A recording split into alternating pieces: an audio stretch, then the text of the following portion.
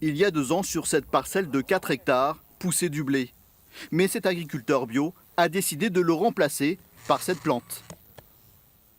Là, c'est moins développé vu que ça manque d'eau. L'an dernier, il y en avait trop.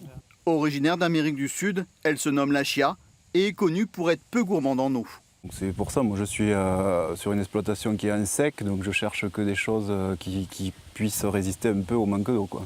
Un choix initié depuis 3 ans par cette coopérative agricole gersoise.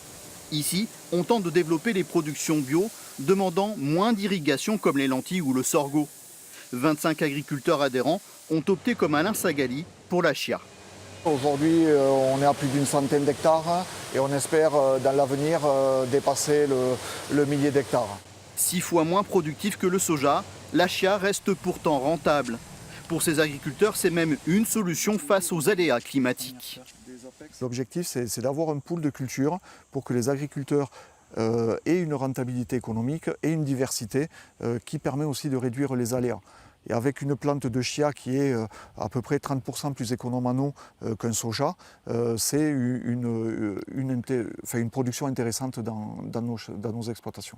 La coopérative fournit en graines de chia les principales enseignes françaises bio, un marché en plein développement. Les débouchés, c'est soit de la graine entière qu'on peut utiliser, on va dire dans des salades ou en mélange dans un yaourt.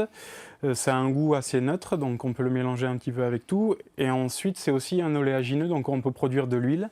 La chia n'a pas besoin d'eau pour être cultivée. En revanche, pour la consommer, mieux vaut la réhydrater.